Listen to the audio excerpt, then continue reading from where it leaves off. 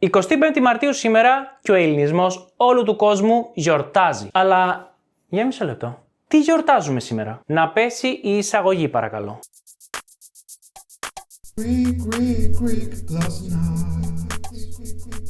Αν κάνεις τώρα τα πρώτα σου βήματα στην ελληνική γλώσσα και στον ελληνικό πολιτισμό, πρόσεξε καλά, γιατί η σημερινή μέρα είναι γεμάτη συμβολισμούς και θεωρείται πολύ σημαντική για τους Έλληνες. Με μια γρήγορη αναζήτηση στο ίντερνετ, παίρνεις πολλές πληροφορίες για την σημερινή διπλή, όπως ονομάζεται, γιορτή. Χαρακτηρίζεται διπλή επειδή γιορτάζουμε την έναρξη της Ελληνικής Επανάστασης του 1821, αλλά και επειδή γιορτάζουμε τον Ευαγγελισμό της Θεοτόκου, μια σπουδαία γιορτή της Ορθοδοξίας. Τα γεγονότα είναι πολλά. Φιλική Εταιρεία, Επανάσταση, Ιερός Λόχος, Ιάσιο, Πελοπόννησος, Ρούμελη, Μεσολόγγι, Χίος, Ψαρά, Μάχες, Ναυμαχίες, Οπλαρχηγοί, Φιλέλληνες, επώνυμοι αλλά και ανώνυμοι αγωνιστές. Θυσία, αίμα, θάνατος, ώσπου τελικά έρχεται η ελευθερία. Η ελευθερία ήρθε αναπάντεχα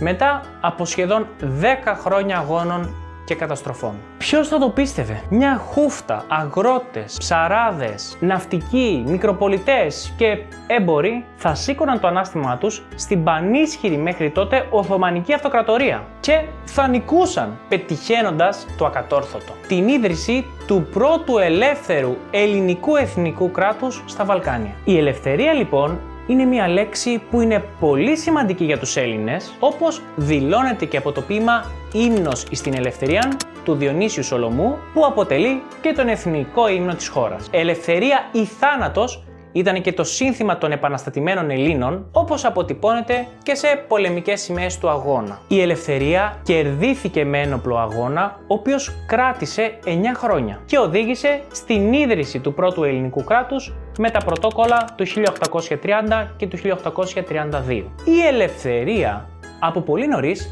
απέκτησε μια στενή αδελφική φύλη και από τότε έγιναν αχώριστες. Τη γλώσσα. Για φαντάσου μια Ελλάδα ελεύθερη η οποία δεν μιλάει ελληνικά. Η ελευθερία και η γλώσσα είναι τόσο στενά συνδεδεμένες που δύσκολα μπορείς να φανταστείς τη μία χωρίς την παρουσία της άλλης. Θα μπορούσε κανείς να πει ότι η νεότερη Ελλάδα υπάρχει ως Ελλάδα επειδή μιλάει ελληνικά. Η γλώσσα του κάθε λαού αποτελεί το σπουδαιότερο πολιτισμικό μνημείο πάνω στο οποίο βρίσκεται ανεξίτηλα αποτυπωμένη όλη η ιστορία του. Πάνω στη γλώσσα σμιλεύεται η ιστορία του κάθε λαού και στην περίπτωση της Ελλάδας αυτή η ιστορία πάει πίσω χιλιετίες. Μισό λεπτό.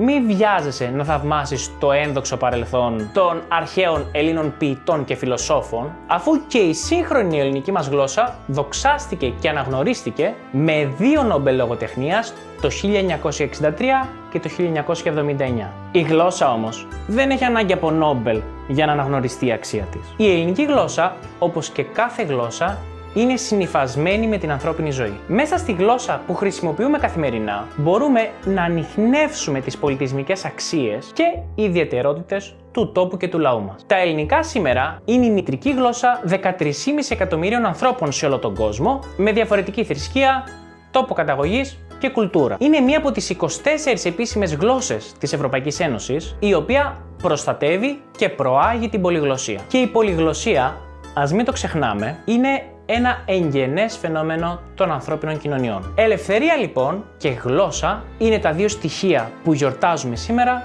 την 25η Μαρτίου. Αυτά τα 2 στοιχεία τα διαφυλάσσουμε και τα συλλογιζόμαστε άρρηκτα συνδεδεμένα μεταξύ τους, ακολουθώντας την υποθήκη του εθνικού μας ποιητή Διονύσιου Σολομού. Μη γαρείς έχω άλλο στο νου μου πάρεξ ελευθερία και γλώσσα. Χωρίς τη γλώσσα που μορφώνει ήθος και διαμορφώνει πολιτισμό, δεν μπορεί να υπάρξει ελευθερία. Θα ολοκληρώσω αυτό το επαιτειακό βίντεο με μια προσωπική ιστορία. Το 2019 βρέθηκα στο Λονδίνο και, όπως είναι φυσικό, ο δρόμος μου με έφερε και στο Βρετανικό Μουσείο. Έπειτα από την πρώτη συγκίνηση και τα χαιρετίσματα που ανταλλάξαμε με τα σιωπηλά γλυπτά μας, βρέθηκα μπροστά σε ένα από τα πιο σημαντικά εκθέματα του μουσείου, που είναι η περίφημη στήλη της Ροζέτας. Μια πέτρινη πλάκα που χρονολογείται από τον 2ο αιώνα π.Χ. Η επιγραφή είναι χαραγμένη σε 2 γλώσσες, Αιγυπτιακά και ελληνικά, και 3 συστήματα γραφής: ιερογλυφική, δημόδια Αιγυπτιακή και ελληνική. Το έβριμα αυτό θεωρείται πολύτιμο καθώς βοήθησε στην αποκρυπτογράφηση των αρχαίων Αιγυπτιακών ιερογλυφικών. Εκεί λοιπόν, στην αίθουσα του μουσείου που ξεχύλιζε από επισκέπτες από όλη την Ιφίλιο, εγώ πλησίασα διστακτικά το έκθεμα και αντιλήφθηκα ότι η πέτρα μου μιλούσε, αφού μπορούσα να διαβάσω εκείνο το τμήμα της που ήταν γραμμένο στα ελληνικά. Για μια στιγμή κοίταξα γύρω μου και διαπίστωσα ότι μόνο εγώ διάβαζα το κείμενο. Οι άλλοι τουρίστες βλέπανε την στήλη σαν μια μαύρη πέτρα με γράμματα που δεν καταλάβαιναν. Ήτανε κάτι συγκλονιστικό για μένα. Ναι, η μαύρη πέτρα της Ροζέτας μου μιλούσε και εγώ την καταλάβαινα. Το 2019, στο φημισμένο μουσείο του Λονδίνου, ένας Έλληνας διάβαζε ένα κείμενο 2.200 περίπου ετών γραμμένο στη γλώσσα του. Κανένας δεν μπορούσε να τη διαβάσει εκτός από μένα. Και εγώ αισθάνθηκα τότε περηφάνεια και οικειότητα, λες και ήμουν στο σπίτι μου. Εντάξει, ένιωσα και λίγο σαν ένας μικρός Indiana Jones. 25η Μαρτίου σήμερα. Η νεότερη Ελλάδα γιορτάζει τα γενέθλιά της. Χρόνια πολλά λοιπόν σε όλες τις Ελληνίδες και τους Έλληνες του κόσμου. Χρόνια πολλά στους απανταχού φιλέλληνες που μαθαίνουν και αγαπούν την ελληνική γλώσσα.